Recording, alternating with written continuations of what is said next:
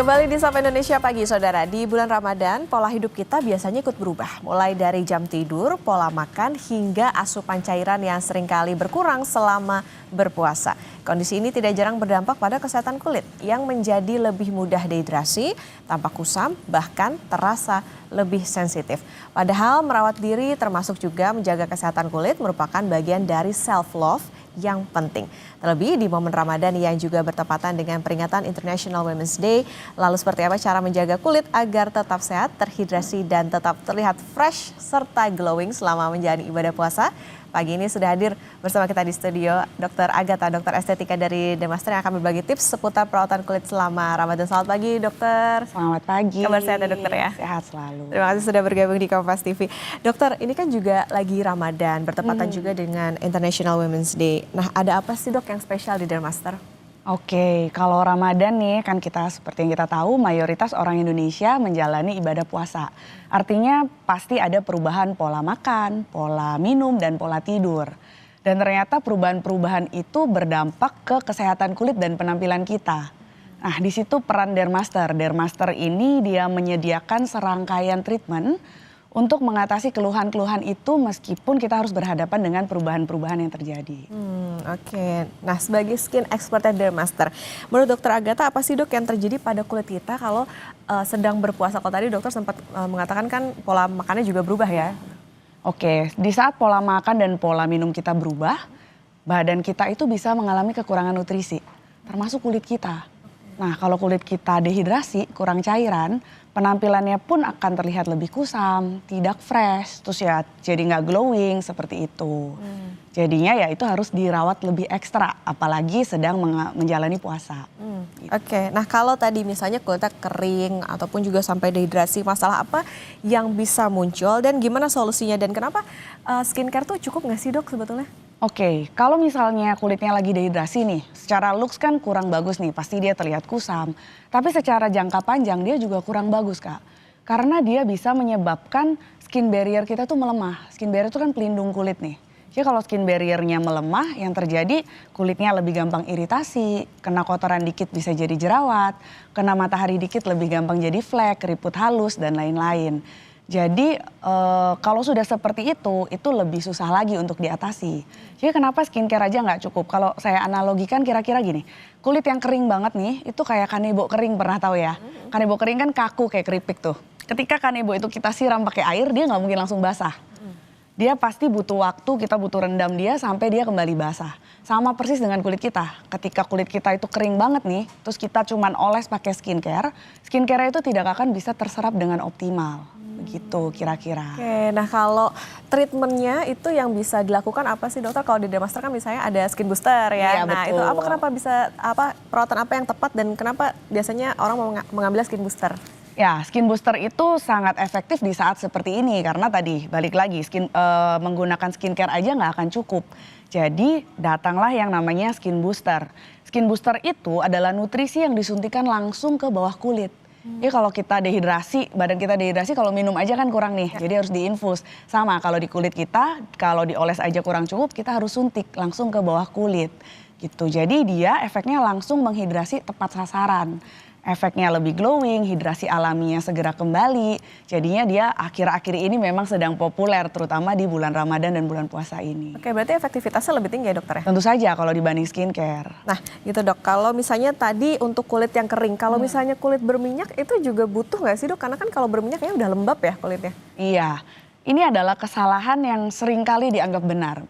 Oh, oke. Jadi gini, kulit yang berminyak itu ternyata belum tentu hidrasinya bagus. Nggak jarang ternyata pasien saya yang datang dengan keluhan kulitnya berminyak, terus sebenarnya kulitnya dehidrasi. Kayak gitu, karena minyak dan air itu adalah sesuatu yang berbeda. Gitu. Jadi ketika kulit kita kering sekali, dehidrasi, badan kita itu ada namanya mekanisme kompensasi. Jadi dia itu mau membasahi, dalam tanda kutip membasahi kulit kita, tapi yang bisa dia produksi adalah minyak. Yang terjadi kulitnya bukan basah, tapi malah makin berminyak. Biasanya yang paling khas itu adalah kalau dia baru selesai cuci muka nih, kulitnya feel-nya normal. Atau kadang malah kayak kering, kayak ketarik gitu tuh di mukanya. Tapi setelah makin siang, kulitnya akan makin berminyak, mengkilat-mengkilat, bukan glowing sih, tapi lebih karena minyak. Nah itu ciri khas orang-orang yang kulitnya sebenarnya dehidrasi tapi keluhannya berminyak gitu. Jadi kalau ditanya masih perlu skin booster atau enggak, tentu saja masih tetap perlu. Karena dengan hidrasi yang baik, biasanya produksi minyaknya akan lebih terkontrol. Oke, jadi jangan salah kaprah ya kalau misalnya Iya. berminyak belum tentu itu kulitnya lembab berarti dokter ya. Nah Betul. dokter, kenapa sih orang itu suka untuk atau pasien dokter juga banyak yang memilih skin booster? Apa spesialnya skin booster di Dermaster dan dengar-dengar nih dok, apa benar sih treatment di Dermaster tuh katanya mahal dok? Nggak salah. Oke, tapi kalau kita mau ngomongin harga, untuk menentukan mahal atau murah kita harus lihat dari kualitasnya. Oke, ini yang membedakan Setuju ya, gitu ya. Jadi kalau di Dermaster ada harga, ada kualitas tentu saja. Yang perlu diingat ketika seseorang itu datang ke klinik kecantikan, yang dibayarkan itu bukan hanya produk yang disuntik. Tentu saja ada skill dokternya dalam menyuntikkan, dalam menganalisa wajah dan lain-lain. Saya flexing sedikit boleh ya? Boleh, silakan dokter. Jadi dokter di Dermaster itu trainingnya memang nggak main-main. Mulai dari internal, nasional, sampai internasional. Kebetulan saya sendiri juga kepala training di Dermaster. Jadi saya tahu persis gimana dokter-dokter itu dilatih sampai benar-benar skillful. Selain dokter, jangan lupa juga ada servis. Servis di Dermaster itu mulai dari pasien turun dari kendaraannya, masuk treatment dengan dokter sampai pulang. Kalau setelah treatment namanya aftercare, itu semua berjalan dengan sangat baik. Salah satu contohnya aja kalau di Dermaster nih pasien kalau pulang, pasien itu bisa dapat nomor handphone dokternya loh. Jadi bisa chat japri nih tiap hari, mau kapanpun anytime ada keluhan, nggak perlu lewat admin. Kalau lewat admin kan kadang malu-malu juga ya kita ya. Terus lama lagi nunggu adminnya ke dokternya dulu, nanti dari dokter balik lagi seperti itu. Jadi itu salah satu aftercare yang kita berikan. Itu selain dokter, terus servis, ada juga produknya. Produknya yang kita pilih adalah yang memang sudah pasti berkualitas. Itu skin booster sebenarnya kalau mau ngomong di dunia ini banyak sekali. Tapi yang masuk ke Dermaster itu sudah disaring yang berkualitas. Nah kembali ke situ pilihannya sebenarnya skin booster itu ada banyak.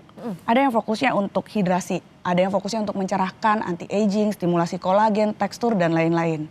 Dokter yang bagus adalah dokter yang bisa menentukan skin booster mana nih yang cocok untuk pasien yang ada di depan dia saat ini. Itu. Jadi memang sesuai dengan kebutuhan dan ya diharapkan nggak upselling nih dokter ya berarti? Betul. Jadi ya kalau memang keluhannya kulitnya kering ya setelah treatment harapannya kulitnya jadi lebih lembab, glowing alaminya keluar dan lain-lain. Ada rekomendasi nggak dok misalnya perawatannya itu dilakukan misalnya berapa kali jangka waktunya? Apakah sebulan 3 kali kah, 4 kali? Oke, untuk skin booster biasanya kami sarankan di 1 bulan sekali dulu sampai hidrasi dan nutrisi kulitnya itu sudah kembali lebih baik.